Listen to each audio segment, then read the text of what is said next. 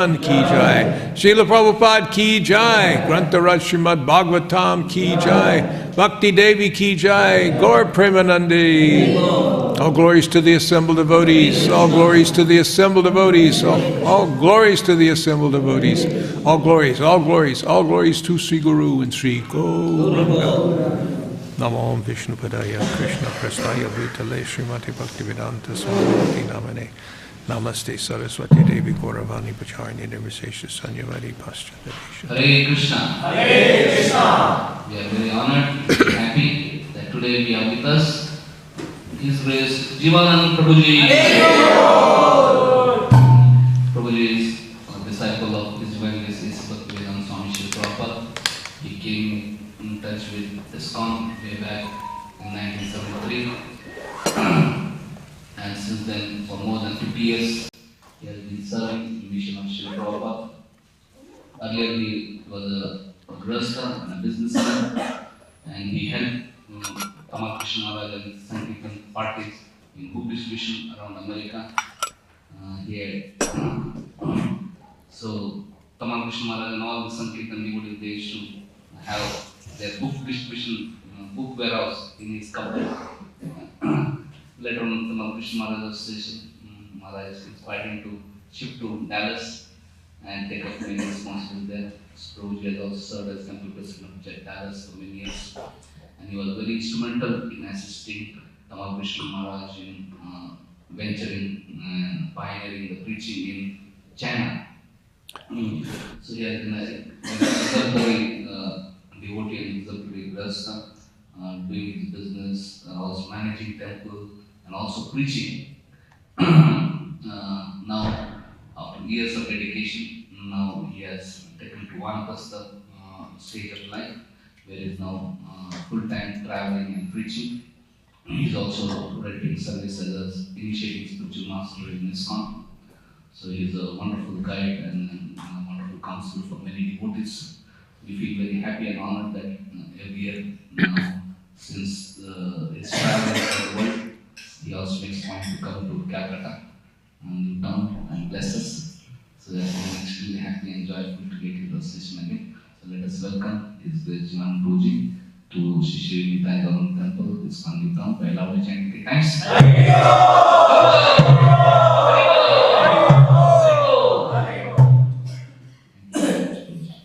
Thank you, Prabhu.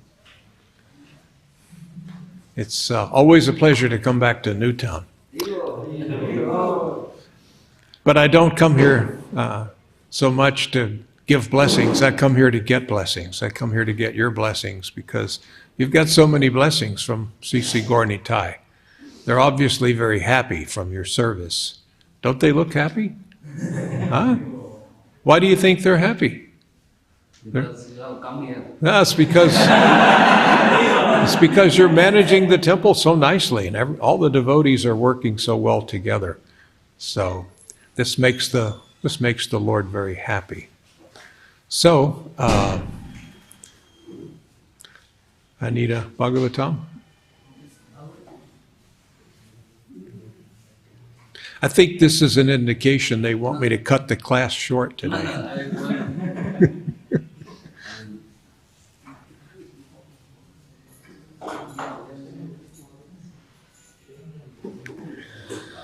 Om Namo Bhagavate Vasudevaya. Om Namo Bhagavate Vasudevaya. Om Namo Bhagavate Vasudevaya. So we're starting the 11th canto. It's very interesting. This is it's kind of like a summary. We're starting off, this canto is going to talk about the goings on in the 10th canto, all the stories from the 10th canto. And it talks about the Yadu dynasty, the end of the Yadu dynasty. It talks about Lord Krishna leaving this world So it's always bittersweet to read this 11th canto, isn't it? This particular section of Bhagavatam. It's bittersweet. So we will begin. I will chant and you can repeat. Sri Sukuvacha Kritva Daitya Vadam Krishna Sri Ramo Yadubir Britaha Bhuvo Vatharayad Baram Javishtam Janayam Kalim Sri Sukuvacha Kritva Daitya Vadam Krishna Saramo Yadubir Britaha Bhuvo Vatharayad Baram Javishtam Janayam Kaling Sri Sukuvacha Kritva Daitya Vadam Krishna Saramo Yadubir Bitaha Bhuvo Vatharayad Baram Javishtam Janayam Kalim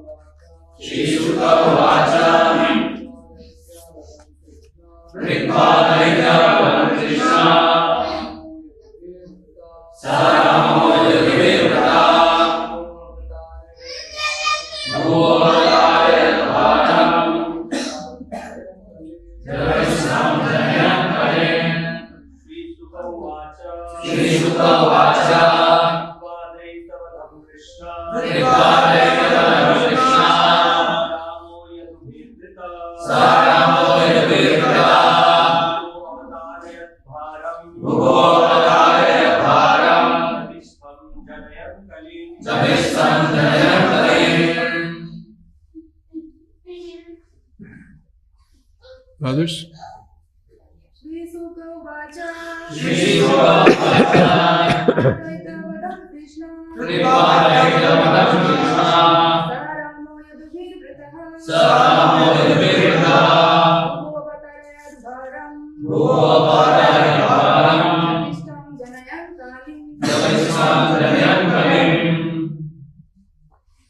Sri Sukuvacha. Sri Suka said, Kritva, having performed Daitya of the demons, Vadam, the killing, Krishna, Lord Krishna, Saramaha, accompanied by Balaram, Yadubi, by the Yadus, Britaha, surrounded, Bhuvaha, of the earth, Avatarayat, caused to be lessened, Baram, the burden, Javishtam, most sudden, leading to violence, Janayan, raising, Kalim, a state of quarrel. Translation. Sri Sukadev Goswami said, Lord Krishna, accompanied by Balaram and surrounded by the Yadu dynasty, executed the killing of many demons. Then, further, to remove the burden of the earth, the Lord arranged for the great battle of Kurukshetra, which suddenly erupted in violence between the Kurus and the Pandavas. So I say, and you can repeat. Sri Sukadev Goswami said, Lord Sri Krishna, accompanied by Balaram, and surrounded by the Yadu dynasty, executed the killing of many demons. Then, further to remove the burden of the earth, the Lord arranged for the great battle of Kurukshetra,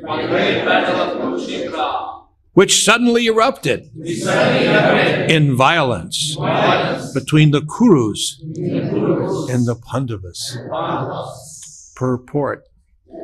The 11th canto of Srimad Bhagavatam begins with a reference to the pastimes executed by Lord Sri Krishna in the 10th canto. The beginning of the 10th canto describes that when the earth was overburdened by demoniac rulers, the personified earth, Bhumi, approached Lord Brahma with tears in her eyes, begging for relief. And Brahma immediately went with the demigods to approach the Supreme Lord in his form as Kshiradakashai Vishnu.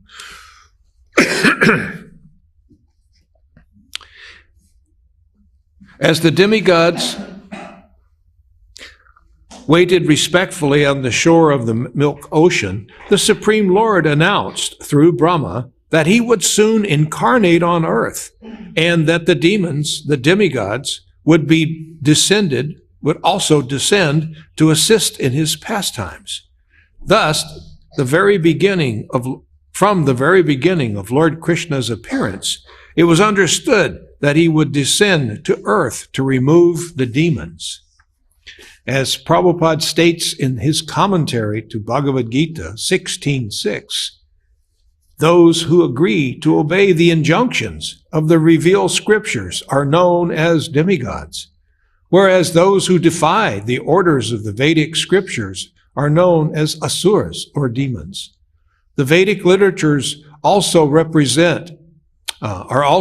are presented within the universe for the guidance of the conditioned souls who are trapped under the three modes of material nature and who are therefore rotating on a continuous cycle of birth and death.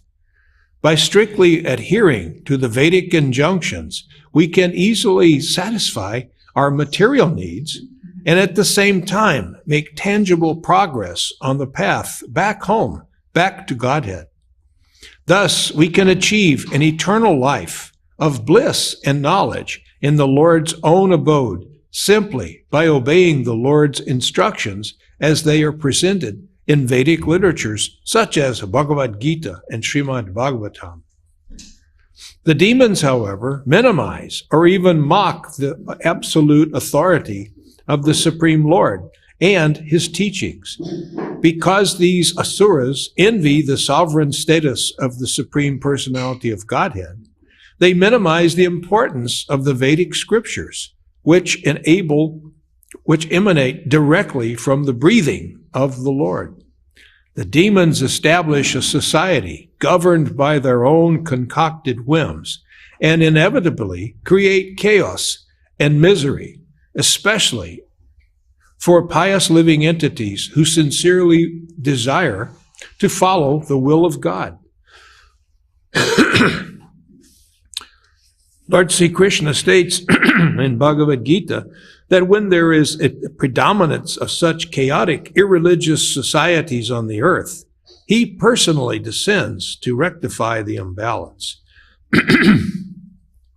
Thus, from the very beginning of his transcendental infancy, Krishna systematically killed the powerful asuras or demons who were an intolerable burden on the earth. Lord Sri Krishna was assisted by his brother, Balaram, who is also the Supreme Personality of Godhead. Although God is one, he can expand himself to enjoy in many forms at once. That is his omnipotence. And the first such expansion is Balaram, or Baladev. Balaram killed many noteworthy demons, including Dhenukasura, Dvidvida, and killed and the envious Rukmi. Krishna was also accompanied by the members of the Yadu dynasty, many of whom were demigods who had descended to assist the Lord.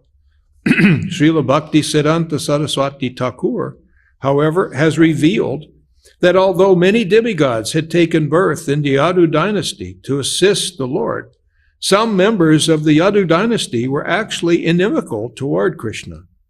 Because of their mundane vision of the Lord, they considered themselves to be on the same level as the Lord. Having taken birth in the family of the Supreme Personality of Godhead himself, they had inconceivable strength, and thus they misunderstood Krishna's supreme position. Having forgotten that Krishna is the Supreme Personality of Godhead, they would constitute a great burden, and consequently, it was necessary for Krishna to remove them from the earth.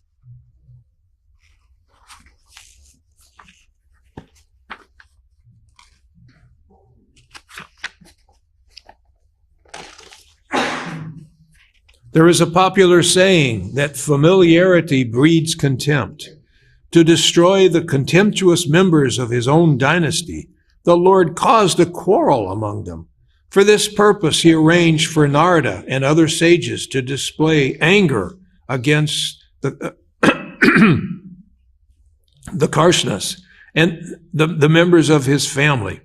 Although many Yadus who were devoted to Krishna were apparently killed in this fratricidal war, Lord Krishna actually returned them to their original positions as universal directors or demigods. It is the Lord's promise in Bhagavad Gita that he will always protect those who are favorable to his service. Srila Vishwanath Chakravarti Thakur, in his commentary on this verse, has given a summary of the entire 11th canto as follows.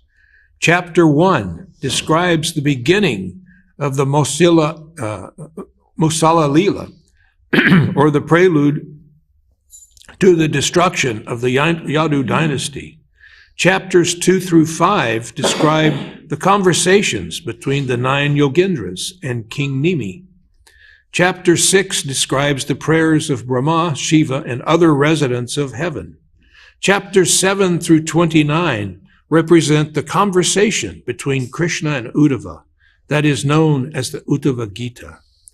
Chapter 30 describes the withdrawal of the Yadu dynasty from the earth. The final chapter describes the disappearance of Lord Krishna. Hare Krishna. किसी को अनुवाद का जरूरत है क्या हिंदी में या बांग्ला में? कितने भक्तों को क्लास अंग्रेजी में होगा? किसी को बांग्ला में अनुवाद का जरूरत है या हिंदी में? Okay. How many of you know English lessons? Okay.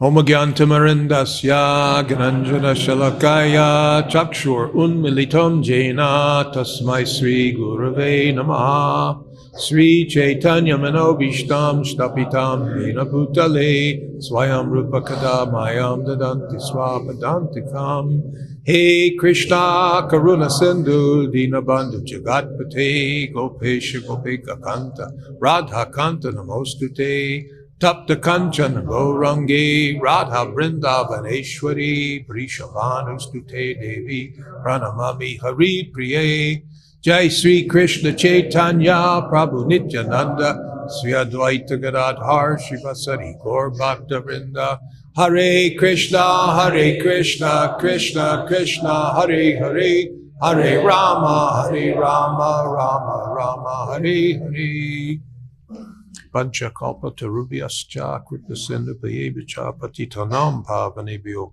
vaishnavebhyo namo namaha.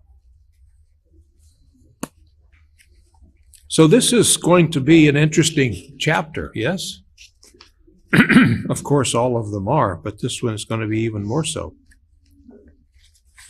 Once again, I'll read the verse. Sri Sukadeva Goswami said, Lord Krishna, Lord Sri Krishna, accompanied by Balaram and surrounded by the Yadu dynasty, executed the killing of many demons. Then, further to remove the burden of the earth, the Lord arranged for the great battle of Kurukshetra,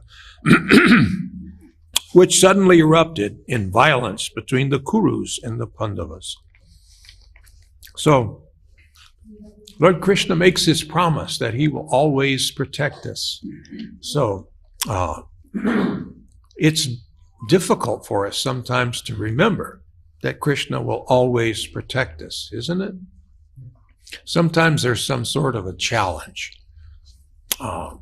These challenges come in three ways. One of them is Adhidaivika Klesh.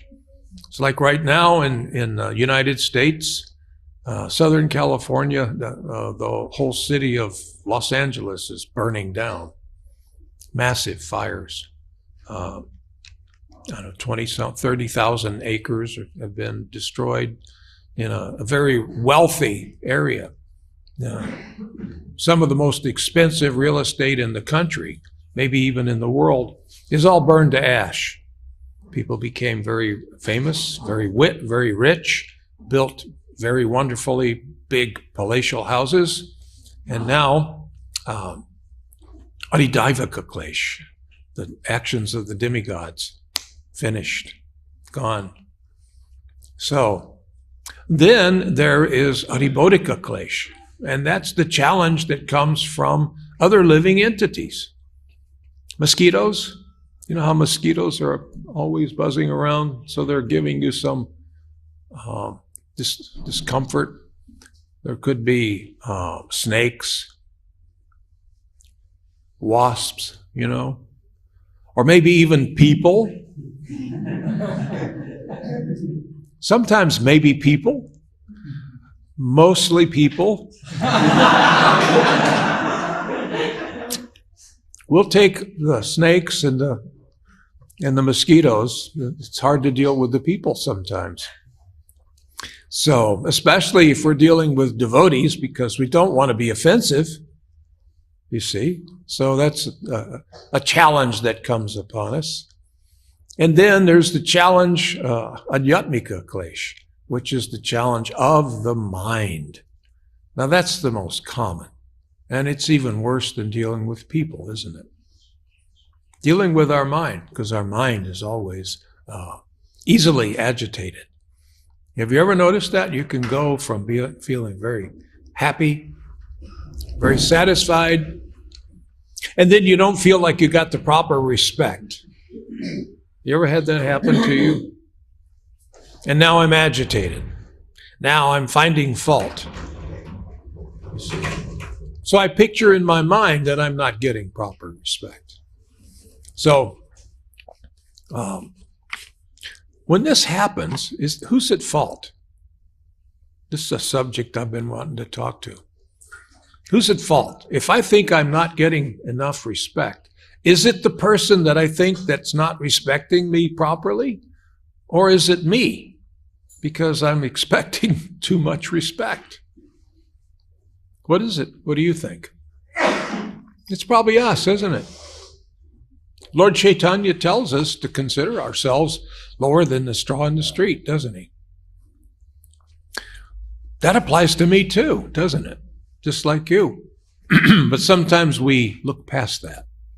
I don't want to see myself as lower than everyone else, offering respect to everyone. This is Lord Chaitanya's recommendation. This is what he tells us so that we'll have a happy Krishna conscious life. But that's so hard for us to remember, and it's so hard for us to act on, isn't it? Why should I consider myself the lowest? I want to be the highest, or maybe at least almost the highest. Today, almost highest. Tomorrow, I'll be the highest. Someday, I'll be in charge. I'll take over.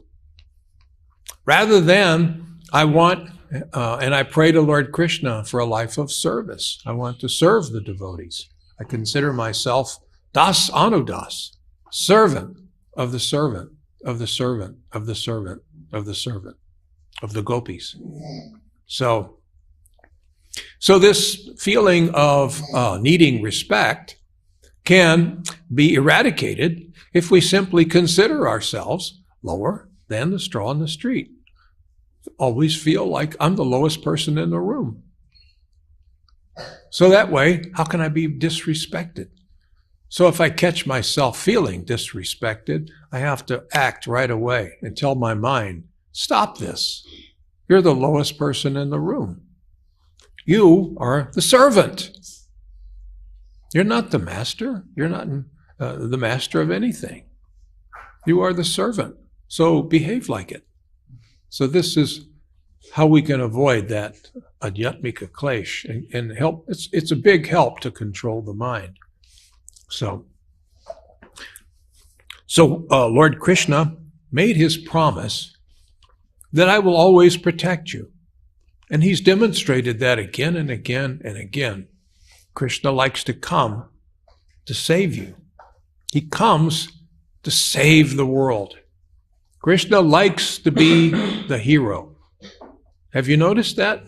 Why, he's the supreme hero. We all need that hero in our life. We need that. That way we can always feel that we're protected. So Krishna has demonstrated that. So at the onset of Kali Yuga, he could see that there was a great burden on the earth. The personified earth, Mother Bhumi. She was crying. This is terrible.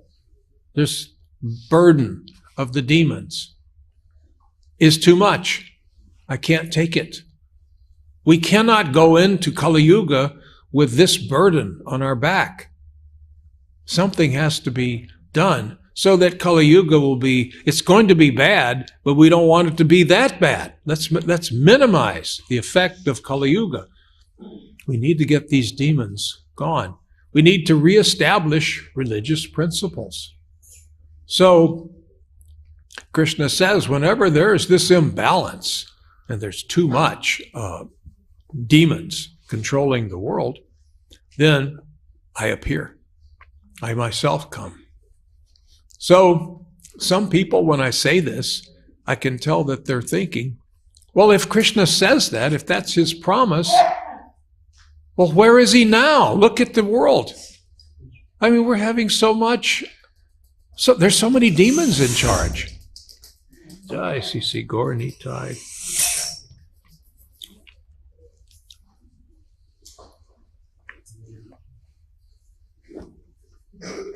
We can see that the demon's in charge. Pretty much everywhere we look, there's this big struggle for power in practically all parts of the world. Struggle for power. Struggle to take over. Nobody is struggling to promote the Vedic way of life except us. We're struggling. We're doing what we can do. But the leaders are struggling to remove it. If they can remove the Vedic way of life, then I can sell you more product. First, I need to get you productive. I need for you to have an extra few rupees in your pocket. And then I'll show you my product, and you can buy my product. So I will get you educated. Get you a degree. We'll get you a nice job. I'll make money off the education.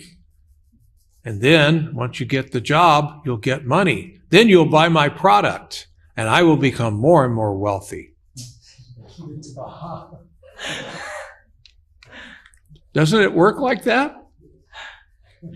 Do you think this is all happening for your enjoyment, for your benefit? No, they're going to give you some iPhone, and it's going to be, I can't keep up with the numbers. What's the number of the iPhone right now? 16, you know. It's almost as old as I am. So And you have to have it. They'll show you, you need this. Why, it's great. It's got the best camera ever. The camera you have takes pictures, but this is better. Well, it's better? Well, then I need it. What do you take pictures of? What do people take pictures of? Everything, insects, everything. What happens to all these pictures that are taken by these magnificent cameras that are on these expensive phones? They end up maybe on the social media, maybe on the internet. Most of them stay in the memory of the phone. And after 10 years, you're going to have all of these. Are you going to go back and look at all of these ridiculous pictures? Oh, look at this bug. Look at that. Ooh, click. The devotees, on the other hand, we're using our phones because we see a moment when Lord Chaitanya seems to be smiling and looking our way. And he's all covered with flowers. Oh, I've got to take this snap. Click, click. And then we'll share it with devotees all over the world. Everyone will become enlivened. So there's a purpose to it. But I want you to buy my iPhone 16. As soon as you get the 16, and as soon as you get used to using it, and as soon as you start thinking, this is the best phone I've ever had, I'm going to show you the 17. It's better, and you need it. It takes better pictures. It'll do blah, blah, blah, blah, whatever, a little bit. And even the people who analyze these phones, they say there's hardly any difference between this one and the other one, except it's got a different number, maybe a little different shape. And then we get attracted to it, you see. So this is going on. Profit. I want profit from you. So these are, I hate to burst your bubble because the people who give you the iPhone, I don't want you to think that they're bad, but I have to tell you, they're demons. These are the demoniac forces. They're not trying to help you in your Krishna consciousness. They're not trying to help you at all. They just want you to buy a phone or some other product, skin care, hair care. You need this. You've got to have this. If you buy this product, it'll make your skin prettier. And so that'll improve your sex life. So I've got to have that. I've got to have the 17, the iPhone 17, and I've got to have this skin stuff and something for my hair. So in other words, it keeps you involved. It keeps you entwined in the material energy. Who is telling you, surrender to Krishna? It's certainly not any of the advertising. Who is telling you what's really good for you? In other words, who is your friend? Who is your hero? The only hero is Krishna. It's not the iPhone 17. It's not the skincare products. It's not all of these fad diets. If we look back at the time, I like to use, as a gauge for reality, I like to use Mayapur at the time of Lord Chaitanya,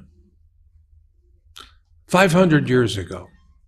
That was real human life. They had everything that they needed and everything that they wanted. Is there anything in recorded history of that time, other than the writings of Chaitanya Mahaprabhu, or I'm not talking about Chaitanya Charitamrita, but there's history of that time. Are there any stories of people being very sad? Huh?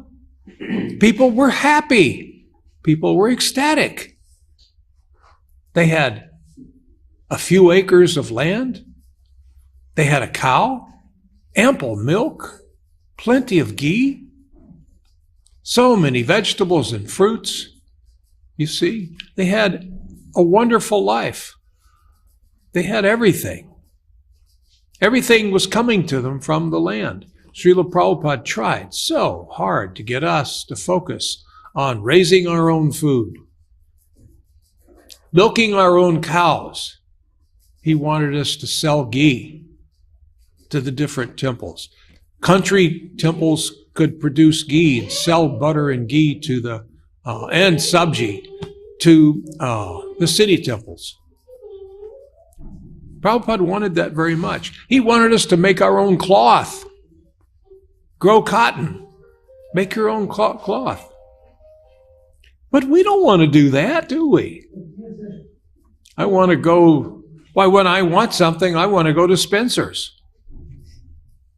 Why should I work digging in the dirt?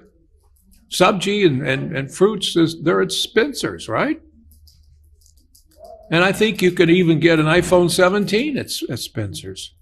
You can't grow those out of the ground. So no, we've been influenced. Our thinking has been affected by the demoniac forces who are saying, buy my product, and I will help you get some money in your pocket so that you can buy my product. This is the way the world works. You get sucked into that, and again. So we can see that the demons are in charge. The Vaishyas are ruling the planet. At one point, it was at the time of the American Revolution. The American Revolution, the Americans were governed by the Kshatriyas, the kings. The kings had overthrown the Brahmins years before. Instead of the Brahmins being in charge, the kings had overthrown them, and they were in charge. And so then, in this American place, the Vaishyas, George Washington and John Hamilton and all these, John Hancock and all these guys, they were Vaishyas. They came to America to make money, but they didn't want to give so much tax. So they got together an army and they overthrew the king. So then the Vaishyas are in charge. No more. And then it happened around the world. It happened in France. It happened in Russia. The Vaishyas overthrew the monarchy. So this planet Earth is governed by the Vaishyas and has been for many years. Planet Earth is a for-profit business. Everything is for making a profit. For that, you need commerce, you need money, you need to buy, and you need to sell.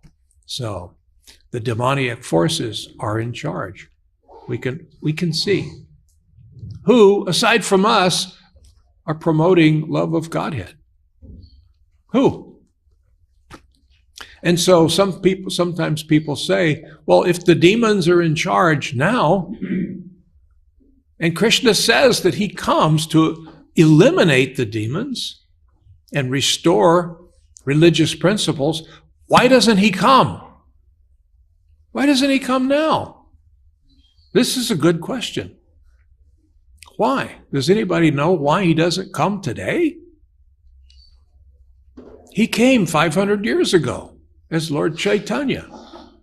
So in this age of Kali, he's not coming with a sword and bows and arrows. He's coming with the holy name. He's coming in a different way. He's engaging us as soldiers. And we're fighting to establish these Krishna consciousness principles, and our weapons are the holy name. Our weapons are Krishna Katha. Our weapons are Prabhupada's books. Our weapons are prasadam. We have to distribute sumptuous prasadam to as many people as will eat it. We need to distribute Srila Prabhupada's books to as many people who will read them. And we need to distribute the holy name everywhere, constantly. So this is our war. We are at war, but our war is a different kind of war. It's not the same kind of war that was fought at Kurukshetra. We don't need that. So we distribute this holy name. We distribute Krishna Katha. So we are part of this coming of Lord Chaitanya. It's not that Lord Chaitanya came and then he left. No, Lord Chaitanya is still here. He's still encouraging us. He's still pushing us to spread the holy name. He's still driving us mad, like last night's program. Everything was going fine until the devotees went mad, didn't they? First, we're throwing flowers on the deities, and then after some time, flowers are everywhere. This is Lord Chaitanya sharing his ecstasy. We please him by throwing flowers on him. He's pleased. Why is he pleased? Do you think he needs flowers? Do you think he needs our flowers? I think Lord Chaitanya has access to even better flowers than we have here. So he's not needing, it's not like he says to Nityananda Prabhu, boy, I wish we had some flowers. I wish somebody would come and throw flowers on us. No, he makes himself available. And he tolerates you throwing flowers on him so that he can taste your happiness and your ecstasy. And he becomes happy. He becomes ecstatic. And then you become ecstatic. And then he becomes more ecstatic. And then you become crazy. And you're doing crazy things. Flowers are flying everywhere. Mother Tatiana got a film that we put on Facebook of everyone, the whole temple's throwing flowers. First, it's everyone is being such a gentleman. We're throwing the nice flowers on the deities, you know. And then it gets a little bit more excited. Then there are more Brahmins on the altar.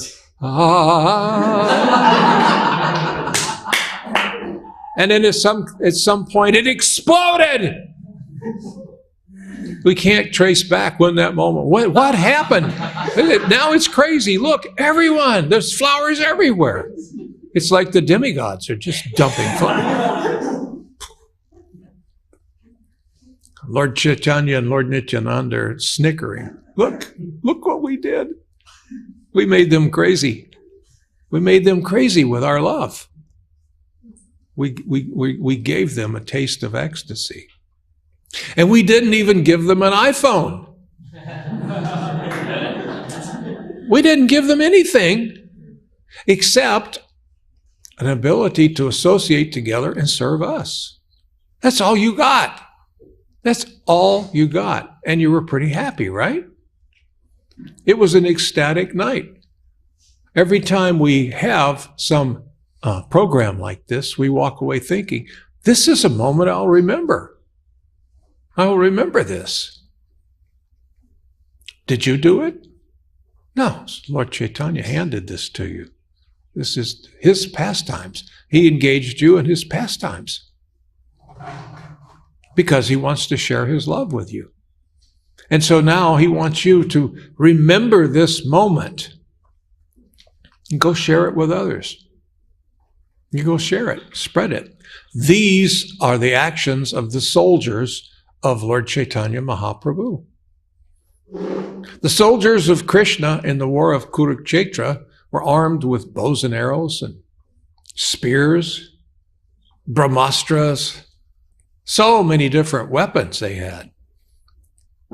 But the soldiers of Lord Chaitanya's war were armed with the holy name and flowers. Come to our temple. We'll give you some prasadam. We'll give you kirtan, and we'll throw flowers on you. We'll let you share in our ecstasy with Lord Chaitanya. So this is the program. And I see I'm almost out of time. So I should probably pause here and ask for some questions so I don't talk too long. So are there any questions or comments?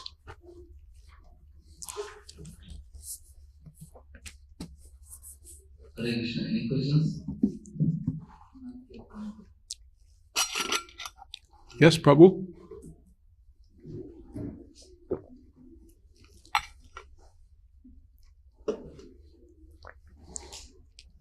Hare Krishna. Thank you for this class. Prabhu, can you elaborate more on this? That we hear that Srila Prabhupada has written that I will live forever in my books and you will utilize. So, what way you see like we see that there is a prediction that Chaitanya Mahaprabhu's movement will be there for 10,000 years. So it should increase. The movement should increase and all the people should connect. The ecosystem should become like that. And at the same time, you also see the Kali's influence also increasing. So how do you see these two things happening together? In other words, you're saying that we can see that the book distribution is increasing, while at the same time, Kali Yuga, the effect of Kali Yuga is also increasing. And that's a fact.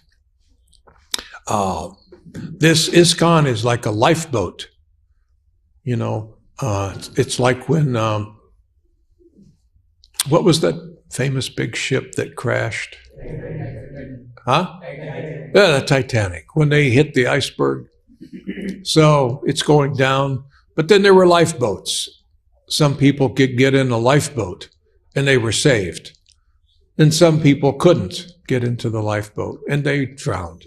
So this ISKCON is like a lifeboat for those who are drowning in this material world. It's going to get worse and worse and worse. But for those who are in the lifeboat, we'll be saved because we're not under the effect of the material energy.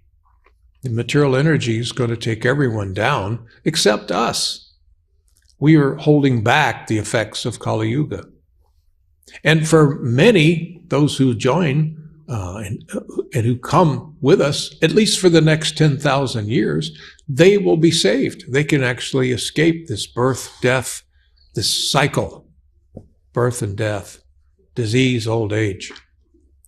So we're offering a chance for people to leave this madness before it gets worse. So what will it be like when the golden age of Lord Chaitanya is over 10,000 years from now, 9,500 years from now? The years are counting down. What's it going to be like? It's going to be hellish. We can see it changing and getting more and more hellish right now, right in front of our eyes. I see in different places the politicians are getting more and more bold. More bold. Criminals are getting more and more bold. We're almost always on the verge of war somewhere.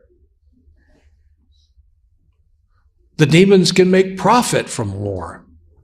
War means good money. War means good economy. We've seen that in history. Whenever there's a war, the economy gets better. So this is going on, but that's not our business. We don't care for this politician or that politician. We're not concerned. We just want to keep this lifeboat of ISKCON available for everyone and to try to get everyone come in and escape this. So it's getting better with us. Our lifeboat is getting stronger and stronger because we get more and more new people that are coming to join that are bringing so much to our movement. The older people are going to die off, but the new people that are coming are qualified to take over and run this movement very nicely. They're going to be empowered by Lord Chaitanya to run his movement. The rest of the world is going to hell. You know, it's going to continue. It's going to get worse. In my years, I've seen it change a tremendous amount. Tremendous amount. Who knows where we're going? But that doesn't matter to us. That may be, that where Kali Yuga is going may bewilder the non-devotees. But it doesn't us at all. It just means a little bit more of a challenge for us, doesn't it? When there's more of a challenge, I simply need more empowerment. And I'll get it. Krishna will do it. We will be successful. We'll always be successful. Lord Chaitanya will not fail. But we have to follow the process. We have to adhere to Srila Prabhupada's books. If we can distribute more and more books, some people are saying, oh, book distribution has run its course. There's no need. People don't read the books. No, that's not true. They do read the books. We distribute books and people are reading them and they're becoming devotees because of that. Some people say we should change the books so that the common man will like them better. So what should we talk about? iPhone 17? Should we talk about intoxication? You know, how should we change the books to make them appeal to the non-devotees? Who are these people that we're trying to appeal to? Who says what is politically correct and what is not? Who establishes that? Demons establish it. You don't. Do the devotees establish what is politically correct? The demoniac forces tell you what is politically correct. They tell you. They dictate to you. And that's always changing. But not for us. We're Chaitanya correct. We're Prabhupada correct. We're not politically correct. We take Srila Prabhupada's books, we read them, we repeat them, and we live them. That's it. It's very simple. Our task is very simple. And if we stay fixed on that, we won't be distracted by the material energy. We may use an iPhone 16 or 17 or an iPhone 50. We may use them. We probably will. But we're going to use them to take pictures of Lord Chaitanya and videos of Pushpa Abhishek, pictures of the deities. We're going to use it to spread Krishna Katha, Srimad Bhagavatam class. We're going to conquer that illusory energy and use it in devotional service. We can do that.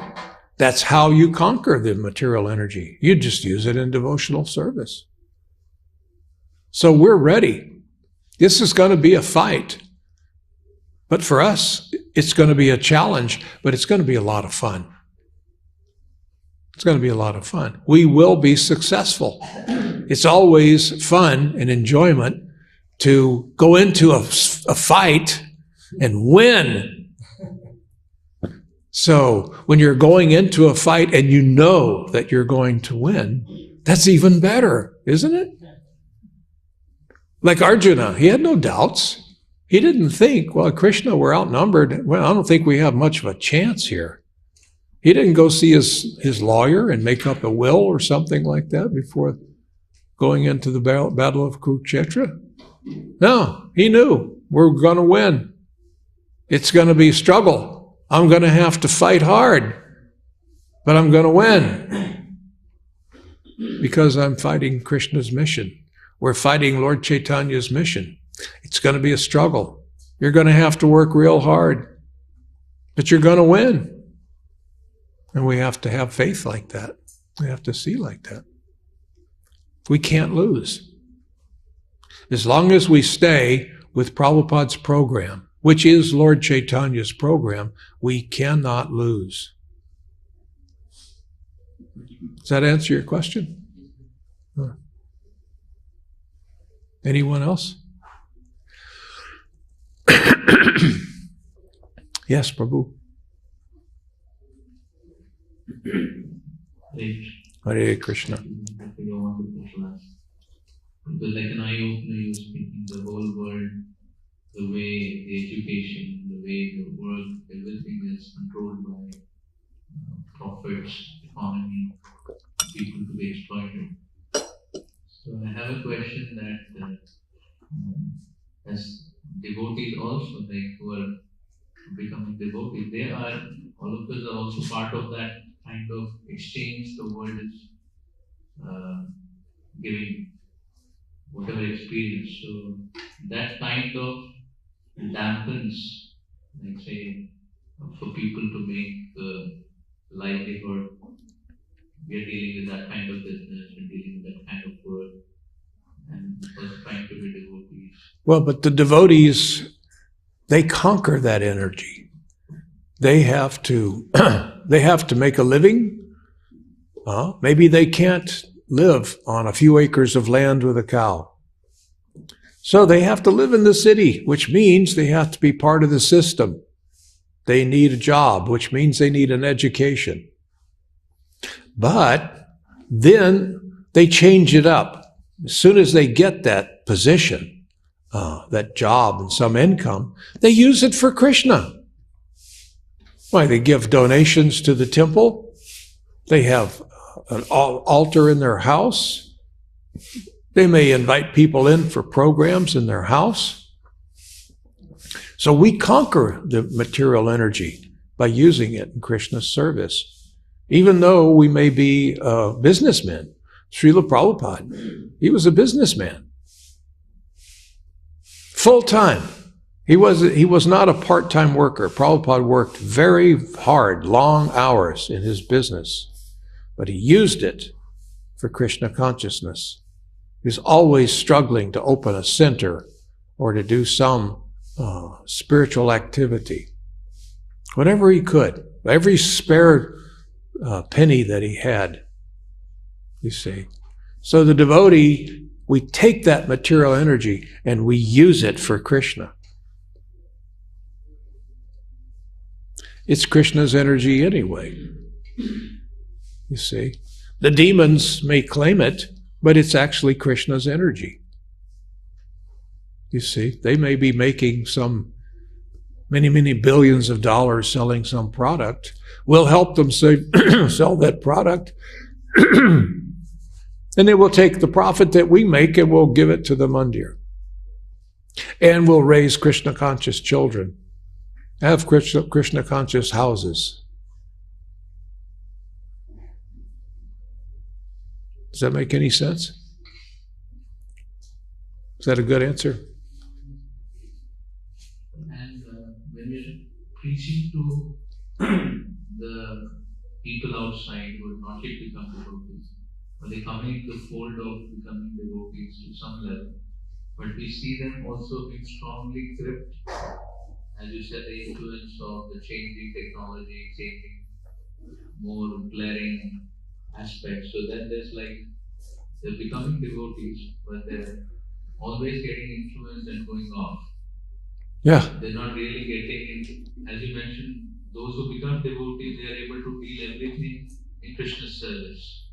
When you're trying to help someone, so they have at least some interest, but they're always being pulled by all distractions. So then what should be our... We have to remain their friend. We have to remain their dearmost friend. They may be pulled. It's like a tug of war.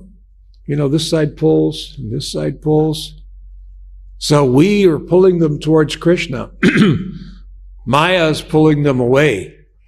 We're pulling them back. We will win. If we give them our love and our friendship, we will win. They will become devotees. Most of them, for the most part. Now, if they don't make it in this lifetime, they will next time. They'll start off right where they left off. So we may not be able to get everyone to become a pure devotee, but we get them to practice Krishna consciousness as much as we can. And then they may go and be absorbed by the material energy. Typically, they'll come back in this lifetime. There'll be a good finish. You see, a good finish. The story of their life may be hellish. Their struggle with Maya, their struggle to maintain devotional principles. Big struggle. But in the end, they win. And they become pure devotees in the end. That's glorious. So we have to give them that possibility of the happy ending. We have to remain their friend, no matter what. Even though they may become a little covered over by Maya, still we're there always as their dearmost friend. Why? Because we're part and parcel of Krishna, and that's what Krishna does. We have to do like Krishna. Krishna never says, "All right, you're useless. Go away. I don't want to deal with you. Go away." He didn't do that to us when we left him, came to the material world to leave him, to try to be Krishna. He came as super soul. He's always trying to win us back. So we have to take up his practices like Krishna. He's already demonstrating. So we don't let him go. We don't let them go. They may go and they're doing this nonsense, that nonsense. We are still their best friend. We don't have to worry about becoming contaminated by associating with them. If we don't associate with them, how will they get good association? So we still want them to come around. Love will win. It'll always win. Why? Because they're not going to find it anywhere else out there. That's a fact. Okay. Should I wrap it up? Oh.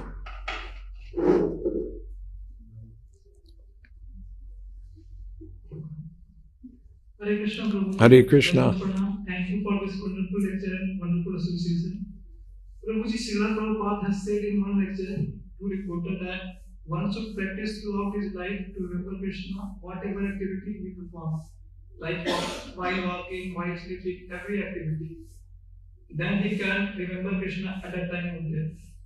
So how can we remember how can we remember and practice this to remember Krishna throughout his life?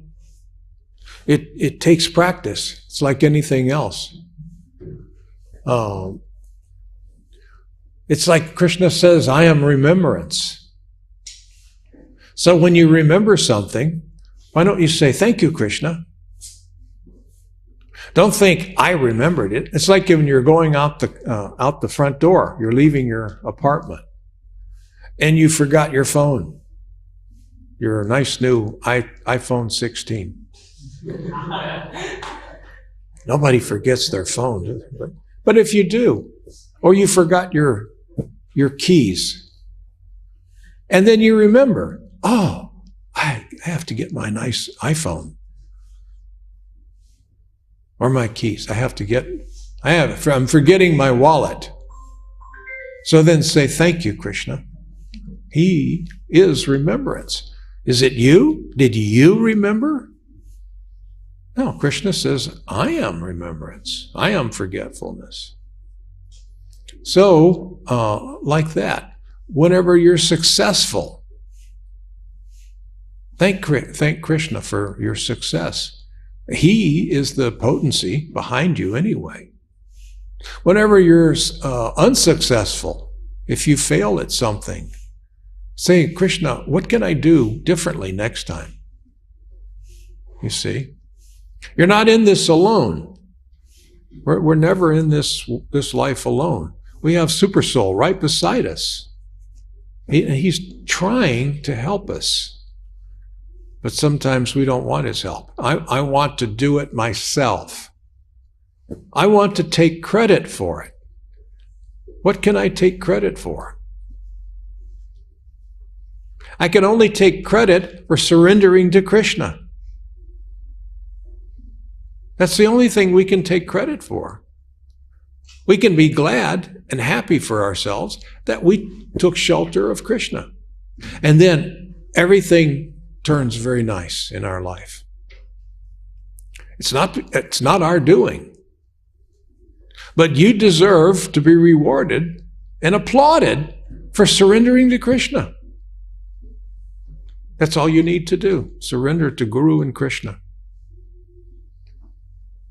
If you do that, you will be successful. If you don't do that, you have no chance. There's no chance for happiness. You'll get a chance to taste a little bit of happiness, but then it'll be taken away. And then a little bit more, and it'll be taken away. It's like, the waves by the ocean, they come in, and then they wash back out. Then here they come. So it's like that. You make some progress, and then you lose it. And you make progress, and then you lose it. And even if you become very, very wealthy, now you've got so much money. Houses, different places. So now you've made it. And then death comes and says, let's go. But I just finished building my 5th house. I was going to go tomorrow and buy an iPhone 17.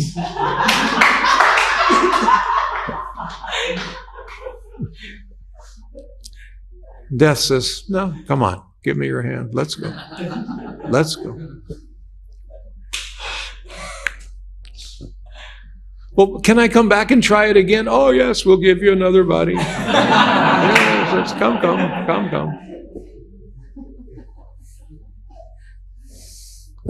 So then maybe next life I can get happy. Death will tell you, yes, next life you'll be happy. Just come. Let's go see my friend Yamaraj. He's got happiness for you.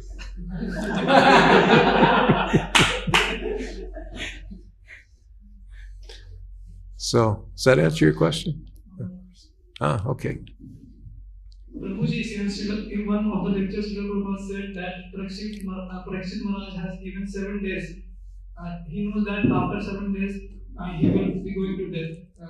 But we even don't know that next day, even after a few seconds, we will be dead. So how can we be so serious about bhakti and perform devotional service very seriously? But we don't take devotional service very seriously. And we forget that it is very serious. Krishna consciousness is urgency. How we can always remember that? Well, sometimes you can ask yourself, what if I only had 7 days? I'm making decisions on what time will I start my rounds today? Well, maybe I'll start later on because I have something that I want to do first thing in the morning. So I'll start my rounds later. But wait a minute, what if I don't get to finishing my rounds? Oh, wait a minute, what if I only had 7 days left? Well, chant first, you see. What if I only had 7 days? What if I only had 7 weeks? 7 days is kind of short. What if you had 7 weeks? What about 7 years? You knew you had 7 years. And after that, finished. And you knew it. That would cause you to change, right? And become serious. So the fact is, we don't know if we have 7 years. It doesn't matter if you have 7 years, 7 days, 7 months, 7 weeks. Fact is, you don't know. Pretend that you know. Well, tell yourself, I only have 7 years to become a pure devotee. That'll make you work hard, right? And be serious.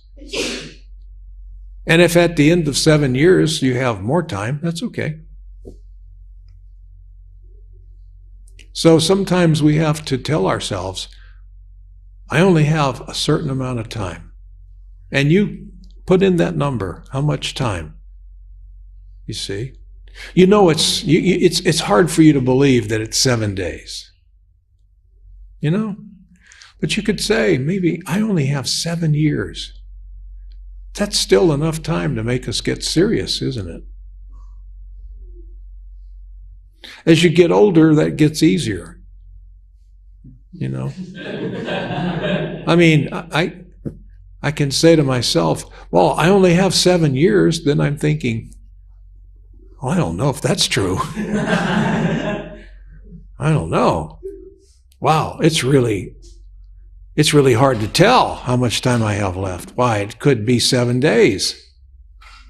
So it's different. So old age will help you. But don't wait until you get old. Because if you do, then you may become crazy by the material energy. And you'll forget. You see? You'll be in your 80s thinking, I still have all the time in the world. Foolish. So start now. Think like that. I don't know how much time I have left, but maybe 7 years. So I better let me work a 7-year plan. So, does that make sense? Right. Okay, yeah. I have 2 questions. First is how to develop firm faith in the treaties, because although we have heard for so many years, we have heard a lot of pastimes of treaties, and we have developed certain amount of faith in the treaties that the Lord is in front of us and we are serving Him, He is reciprocating with us. We offer prayers also. But still I see in myself some psychological atheism in the sense of that there is something stopping me to have that very deep faith in the deities, that the Lord is present in front of me and I should have a personal relationship with them. So how to remove that amount of that gap or having firm faith? I think it helps to get closer to them. Do you do any deity service?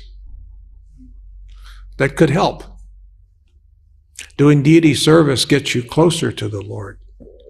The Lord comes in the deity form he's apparently helpless. He can't do anything for himself. Why, you have to wake him up, bathe him, feed him, dress him, put him to rest, make sure he takes a nap in the daytime, waking back up, make sure he's fed throughout the day, put him to rest at night. You see? So deity service will get you closer to the deity. Even if it's just your own personal deities that you have in your room. Same thing. I think the experience is much more potent when you're on the altar in the temple. It's much more potent. But it's very potent for your own personal deities at home. You're having that personal relationship. The form of the Lord is the Lord. So if you have Gornitai at home, there are Gornitai in the temple too. They're same.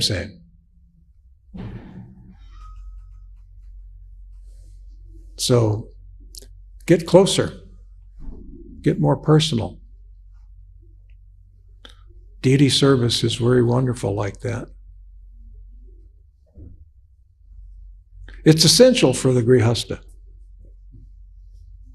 It's absolutely essential to have the Lord living in your home. Does that answer your question? Right now, I have not got initiation and I am staying in ashram, so they are not going very closer. It's not possible so much because till we get that Gayatri mantra, we can't enter. And I stay in ashram, so we do some little deity backup, some services like that. Yeah. But we can't bathe them or we can't dress them for at least for 3-4 years. It's not possible. So for now, you have to serve the servants.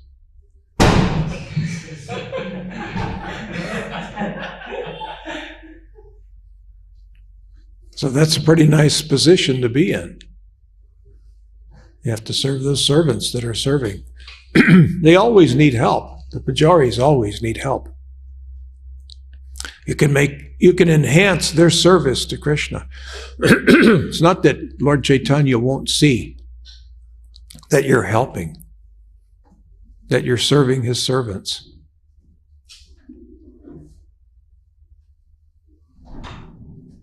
So if you can't serve directly, serve the servant.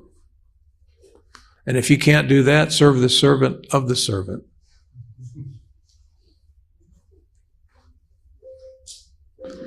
Just do it with love. That's all you have to do. Do it with love. And someday you'll find yourself on the altar doing the puja. And you'll remember this trip of serving the servant and then becoming the servant. That's a nice journey. You'll remember that. You'll appreciate it.